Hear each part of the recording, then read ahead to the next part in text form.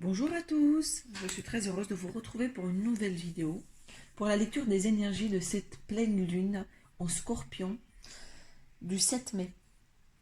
Alors, les énergies sont assez puissantes, c'est pourquoi j'ai décidé de faire une lecture un peu plus fine, donc avec plusieurs jeux.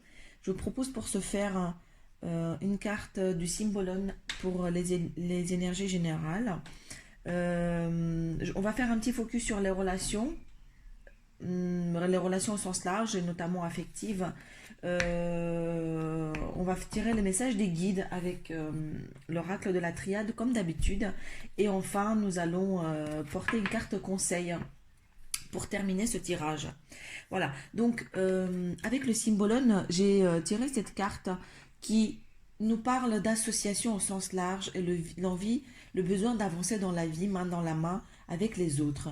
L'association, c'est pas uniquement en matière sentimentale, mais peut-être aussi en professionnel. C'est vraiment au sens large que le Symbolone ici nous dit que peut-être est-ce dû à cette période de confinement également, ce besoin de finalement s'associer à un collectif, mais plus précisément de avancer main dans la main avec quelqu'un, avec les autres, et se mettre en route, se mettre sur le chemin, mais accompagné cette fois-ci. On n'a plus envie de faire cavalier seul, on a envie de s'associer. Il y a ce besoin d'aller se nourrir et de se connecter aux autres, de collaborer et de se mettre en marche aux côtés des autres pour pouvoir construire et pour pouvoir créer des choses beaucoup plus majestueuses, beaucoup plus solides, beaucoup plus grandioses que ce qu'on avait l'habitude de voir ou de faire jusqu'à maintenant. Voilà, donc il y a cette notion très très forte que cette pleine lune amène de l'association et de la collaboration avec les autres au sens large. Ce sont les énergies générales qui gèrent ce moment et cette période.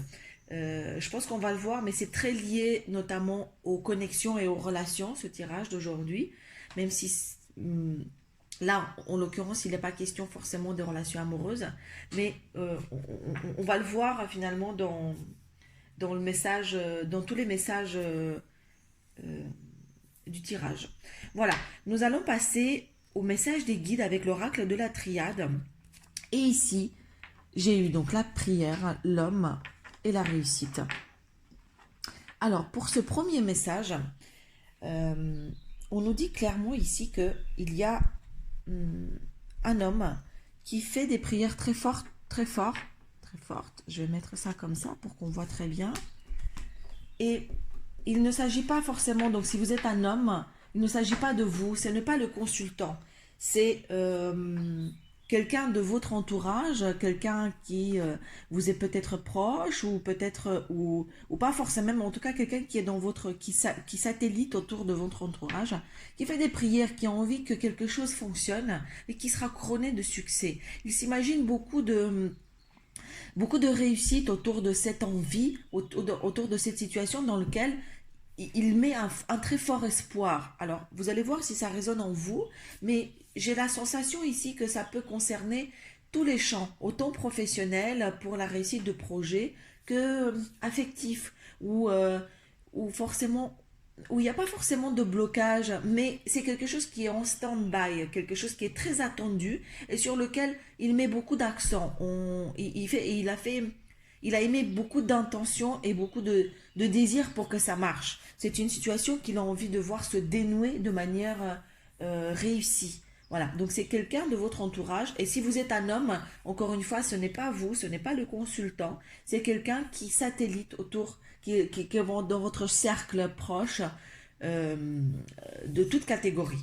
Voilà, il y a un projet ou une situation qui a envie de voir le bout et voir se réaliser de manière réussite. Et cet homme, il y met il a émis beaucoup de désirs, beaucoup d'attentes et beaucoup d'intentions positives pour que cette situation fonctionne.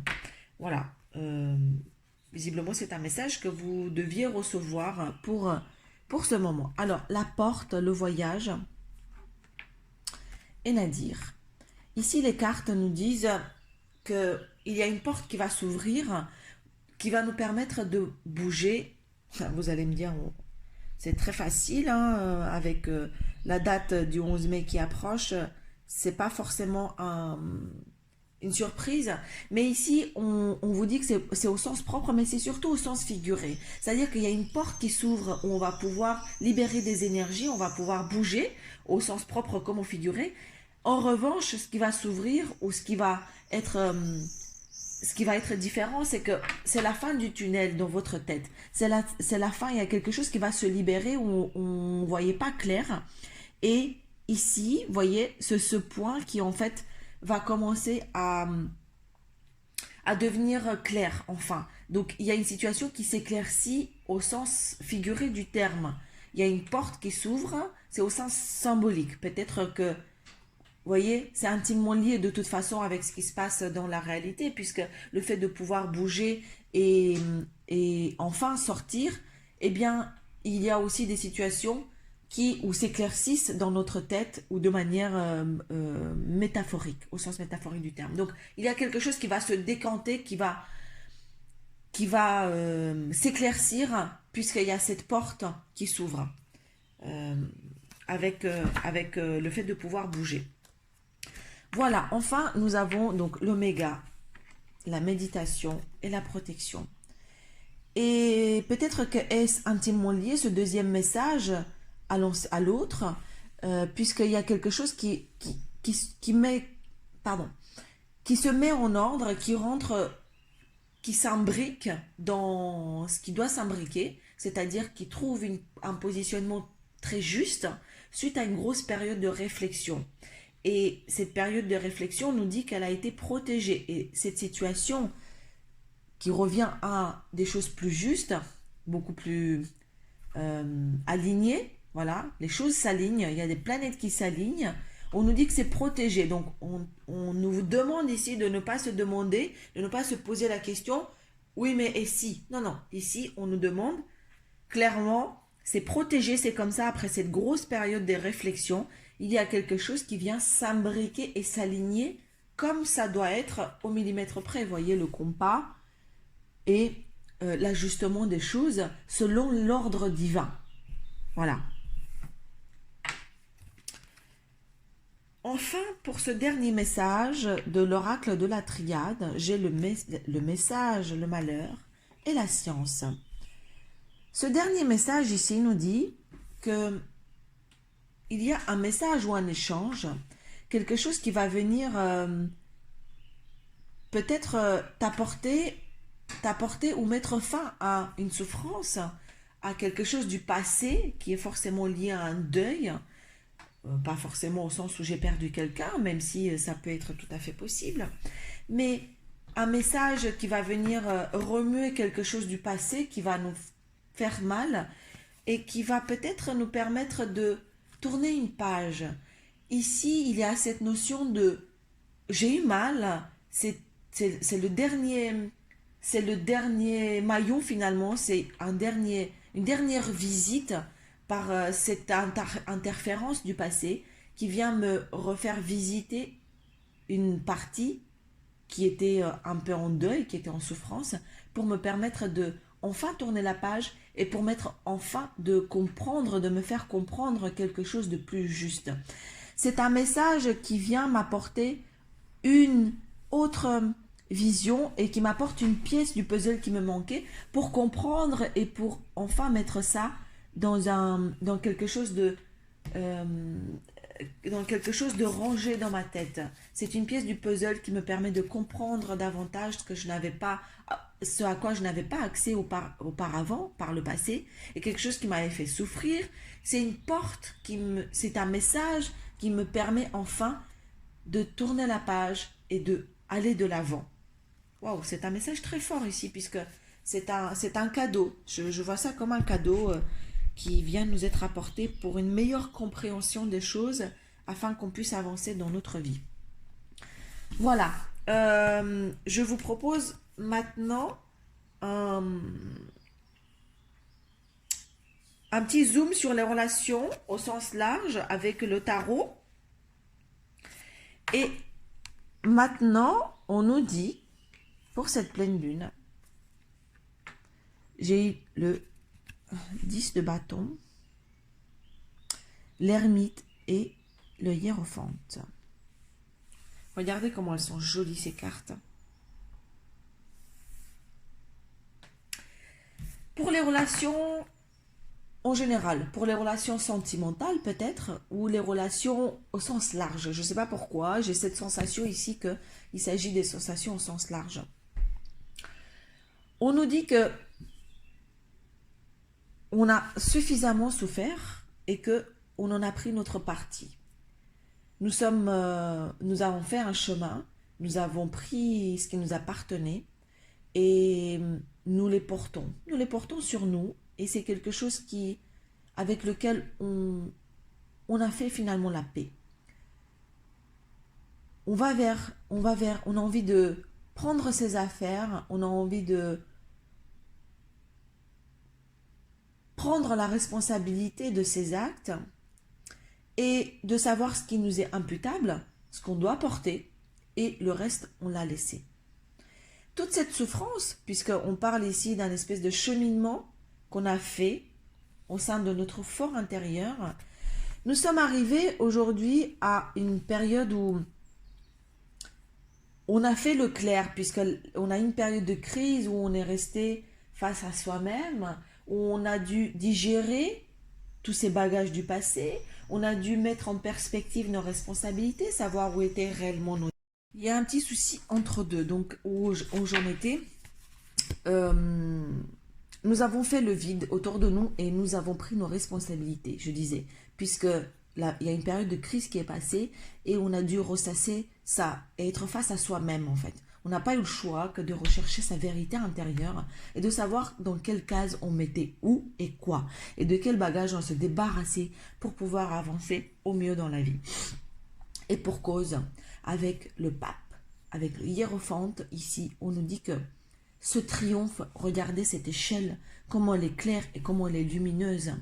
Finalement, tous ces chemins, tout ce qui nous a permis, tout ce qui a été solitaire, dur, dans l'obscurité, nous a permis une meilleure compréhension et arriver au mieux à ce qui nous est profond, à soi-même. Aujourd'hui, nous avons pris nos bagages, nous avons expérimenté, nous avons essayé de comprendre, hein, et nous avons clarifié les choses.